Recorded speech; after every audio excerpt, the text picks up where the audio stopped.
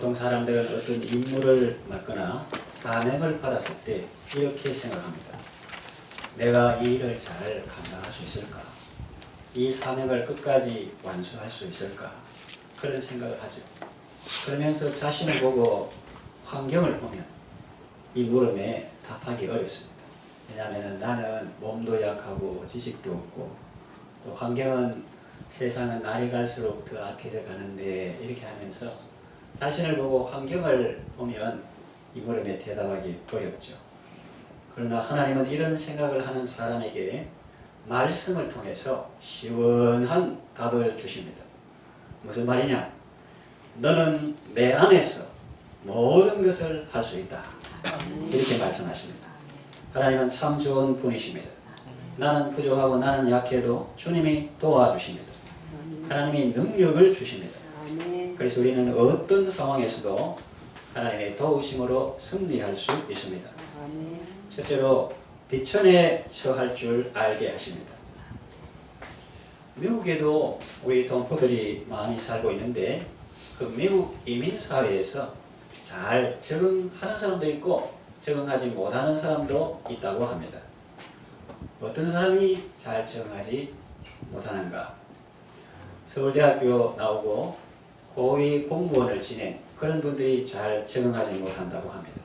왜냐하면 그분들은 늘 좋고 화려한 데 이렇게 살아왔기 때문에 비천한 데 처할 줄 모릅니다. 그래서 웬만한 어려움이 있으면 사람들 앞에 내가 누군지 아느냐? 너 내가 누군지 아느냐? 그렇게 큰 소리칩니다. 그러나 외국인의 눈에 비친 그들은 누구겠어요? 네가 누구냐? 영어를 잘 못하는 동양인에 불과하다 하는 거죠. 그런데 솔직발짓으로 의사소통하며 바닥에서 올라온 사람들이 오히려 이민사회에 잘 적응하고 성공하는 경우가 많습니다. 교회 사역도 마찬가지입니다. 큰 교회 부목사로 사역하다가 교회를 개척한 사람들 중에 90%가 실패한다고 합니다. 왜냐하면 인생의 시즌을 분별하지 못하고 적응하지 못하기 때문입니다. 시즌 할 때 계절, 봄, 여름, 가을, 겨울 있듯이 인생의 시즌이 있는데 겨울과 같이 고난의 때를 견뎌야 하는 때가 있고 또 봄과 같이 열심히 씨 뿌리는 때가 있고 여름과 같이 그 맹하에 성하에 장하에 무더운 여름철 계속되는 그런 말입니다. 그 기간을 견뎌야 될 때도 있는데 그런 것 없이 바로 큰 교회 사역하다가 이제 개척해가지고 바로 여름같이 이렇게 성장하는 거라든지 가을 같은 열매 거두는 걸 바로 이렇게 기대하고 사역을 하려니까 문제가 생기는 것입니다. 그래서 그 교회를 큰 교회도 하루아침에 된 것이 아니고 개척한 목사님에게는 겨울과 같은 고난의 시기가 있고 봄 같은 씨 뿌림의 시기가 있었고 무더운 날씨에도 견디는 그런 장하의 계절도 있었다 하는 것입니다. 꼭 개척이 아니더라도 규모가 큰 교회에서 사역하다가 상대적으로 작은 교회에서 사역하기 힘들어하는 분이 있습니다. 그래서 이렇게 좀 줄이면 되는데 그 줄이기를 잘 못하는 거죠. 무대에서 화려한 조명을 받으며 공연하던 배우나 가수 중에서 일상의 삶에 적응하기 힘들어하는 분이 있습니다. 하나님은 우리에게 능력을 주셔서 우리를 비천에 처할 줄 알게 하십니다. 사도 바울을 보십시오. 그는 존귀한 삶이 어울리는 사람이라고 볼 수 있습니다. 우리말로 금수저라고 볼 수 있습니다. 태어날 때부터 로마 시민권을 가진 사람입니다. 박학다식한 사람입니다. 가말리엘 문화생입니다. 견문도 넓습니다. 친구도 많습니다. 그랬던 그가 회심한 후에는 삶의 모습이 어떻게 변합니까? 물론 영적으로는 가장 고상한 삶을 추구합니다. 은혜의 복음 전하는 일에 올인하죠. 그런데 육신적으로는 어떻습니까? 아주 열악한 환경에서 삽니다. 겉으로 보면 아주 비참할 정도입니다. 먹지 못할 때가 있죠. 잠을 자지 못할 때도 있습니다. 고린도후서 11장 24절에 보면은 40에 하나 강한 매를 5번 맞기도 했습니다. 그 왜 그런 표현을 씁니까 하면은 39, 40 하면서 40대까지 맞으면 죽습니다. 그래서 그렇게 때리는 것을 법으로 금하고 있습니다. 그래서 40에 하나 감 한 매에 감을 죽기 직전까지 가는 그런 아주 그런 매를 맞았다 그런 뜻입니다. 예, 3번 태장으로 맞고 또 한 번 돌로 침을 당하고 또 망망대해에서 저 구조선도 안 보이는 그런 망망대해에서 온 밤을 혼자 바다에 떠가지고 지내기도 하고 또 온 낮을 지내기도 하고 로마까지 주의 수신분으로 옥에 갇히고 또 압송되고 도중에 풍랑을 만나서 죽을 고비도 넘겼습니다. 겉으로 보면 그렇습니다. 육신적이고 물리적인 고통만 있는 것이 아닙니다. 심리적으로 정신적으로 힘든 일도 많았습니다. 그런데 사도 바울은 이런 상황에 대해서 원망하지 않습니다. 불평하지 않습니다. 적응하기 힘들어하는 모습도 없습니다. 감옥 속에서도 찬송합니다. 조난당한 배 안에서도 사람들에게 복음을 전합니다.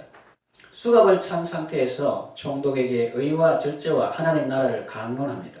무엇이 그로 하여금 비천한 상황 속에서도 주눅들지 않고 이렇게 담대하게 복음을 전하게 하였을까요? 무엇이 그로 하여금 그런 열악한 환경 가운데서도 감사하며 찬송하며 사역하게 하였을까요? 하나님의 사랑입니다.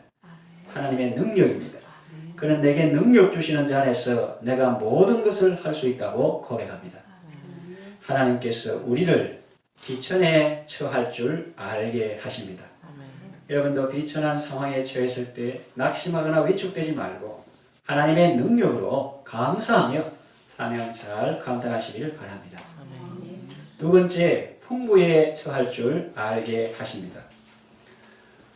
어떤 사람은 비천한 상황 가운데서는 그럭저럭 잘 삽니다. 그런데 갑자기 풍부한 상황에 처하면 제대로 처신하지 못하고 허우적거립니다. 심하면 빠져 죽게 됩니다. 돈이 없다가 갑자기 돈이 밀물처럼 들어오는 그런 상황에 처하면 아주 좋아합니다. 그러다가 더 많아지면 허우적거리고 나중에는 자신을 주체하지 못하고 빠져 죽습니다. 그러나 어떤 사람은 물이 작게 있을 때 감사하며 물놀이를 하거나 고기를 잡으며 재미있게 놉니다. 그러다가 물이 많아지면 수영을 합니다. 물이 더 많아지면 보트를 타거나 파도 타기를 합니다. 물에 빠져 죽는 것이 아니라 그 물을 활용해서 더 즐겁게 삽니다.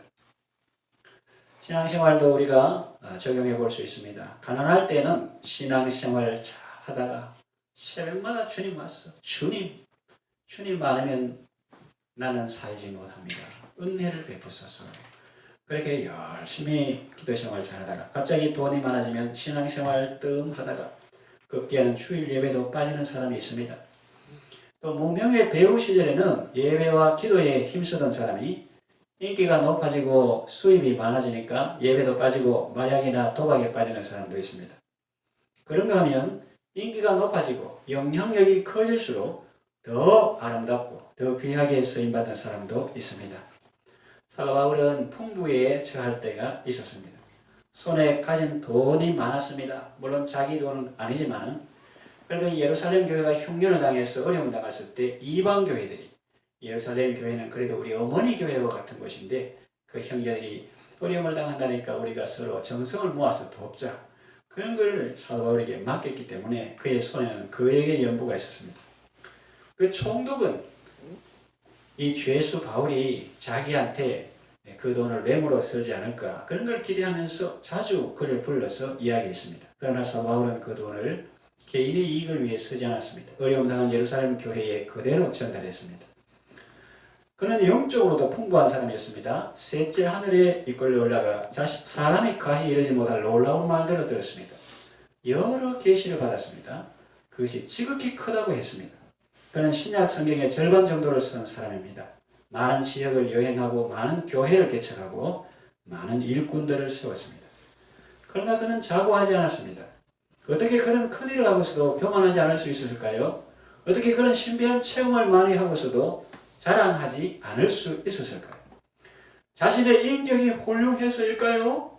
네, 우리는 그렇게 볼 수 있습니다. 그러나 본인은 이렇게 말합니다. 하나님께서 내게 능력을 주셨다. 하나님께서 내가 비천한 상황 가운데 처할 줄도 알게 하시고 풍부한 상황 가운데서도 잘 처신할 수 있는 능력을 주셨다. 이렇게 고백합니다. 여러분들 이 세상 살다 보면 풍부한 상황 가운데 처할 수 있습니다. 그때 자칫하면 교만하거나 낭비하는 삶을 살기 쉽습니다. 그러나 하나님이 도와주시면 그런 때에도 겸손하고 섬기는 삶을 살 수 있습니다. 능력 주시는 하나님 안에서 풍부한 상황도 능히 잘 감당하고 지혜롭게 잘 처신하는 여러분 되시길 바랍니다. 세 번째, 모든 것을 하게 하십니다. 따라합시다. 모든 것을 하게 하신다. 모든 것을 하게 하신다. 이 성경을 읽을 때 혹은 이 말을 들을 때 사람들은 이렇게 생각하기 쉽습니다. 하나님께서 내게 도깨비 방망이를 주셨다. 그래서 나는 그것으로 모든 것을 할 수 있다. 그렇게 생각하기 쉬운데 그러나 그런 의미가 아닙니다. 문맥을 보면 그런 의미가 전혀 아닙니다. 사도 바울은 궁핍한 상황 가운데서도 하나님의 도우심으로 사명을 잘 감당할 수 있었습니다. 조난당한 배 안에서도 주께서 곁에 서서 위로해 주심으로 낙심하지 않고 사람들에게 복음을 전할 수 있었습니다. 자기도 인간인데 왜 두려움이 없겠어요? 해도 달도 벼지 못하고 배가 키를 놓고 이렇게 흔들려가는 그 속에서 그러나 그 사람들 앞에서 담대하게 여러분들이 다 구원을 받을 것입니다. 이렇게 말할 수 있었던 것은 주께서 밤에 그의 곁에 서서 말씀하셨기 때문입니다. 바울아 걱정하지 말라. 네가 가이사 앞에까지 시저 황제 앞에까지 설 것이다. 그렇게 말씀하셨기 때문에 또 몰타섬 성경에는 메데섬이라고 했는데 지금 지중해 몰타섬입니다. 몰타섬의 상륙에서 독사에게 물려도 죽지 않을 수 있었던 것은 하나님이 그에게 능력을 주셨기 때문입니다. 그는 마가복음 10장의 그 말씀이 이루어진 무슨 독을 마실지라도 해를 받지 않으며 뱀을 집으며 이거는 자기 유익을 위해서 한 게 아니라 주의 복음을 전할 때 그렇게 하나님께서 약속하신 그것을 예수님께서 약속하신 그것을 주님께서 친히 이루어 주신 것입니다.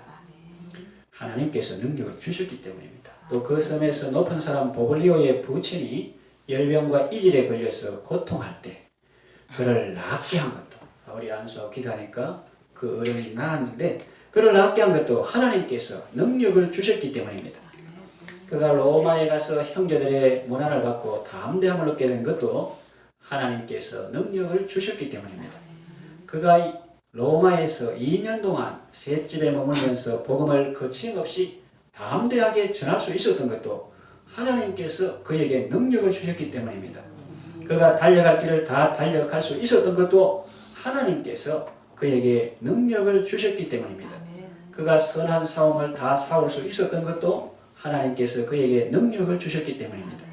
그가 끝까지 믿음을 지킬 수 있었던 것도 하나님께서 그에게 능력을 주셨기 때문입니다.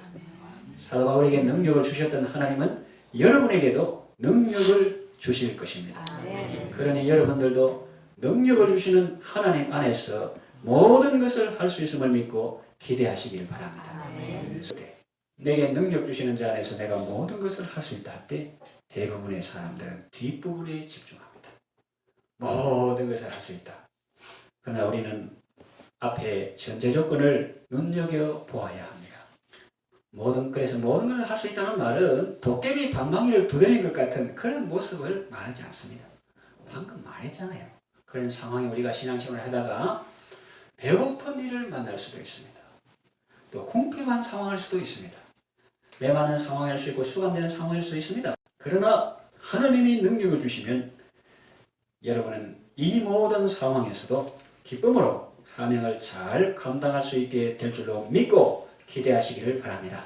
우리 기도한 바와 같이 골로새 교회 성도를 위해서 기도한 바와 같이 영광의 하나님이 모든 능력으로 여러분을 능하게 하사 기쁨으로 모든 견딤과 오래 참음에 이르게 하시고 우리가 하여금 빛 가운데서 성도의 기업의 부분을 얻기에 합당하게 하신 아버지께 감사하게 하실 줄로 믿습니다. 이제 말씀을 정리하며 마치겠습니다. 여러분은 할 수 있습니다. 주께서 맡기신 사명을 잘 감당할 수 있습니다. 개인의 신념이나 염력 때문이 아닙니다. 하나님이 여러분과 함께 하시기 때문입니다. 하늘과 땅의 모든 권세를 가지신 예수님이 세상 끝날까지 여러분과 함께 하시며 도와주십니다. 사람으로서는 할 수 없어도 하나님으로서는 다 하실 수 있습니다. 믿음으로 감사하며 끝까지 사명을 잘 감당하는 여러분 되시기를 바랍니다.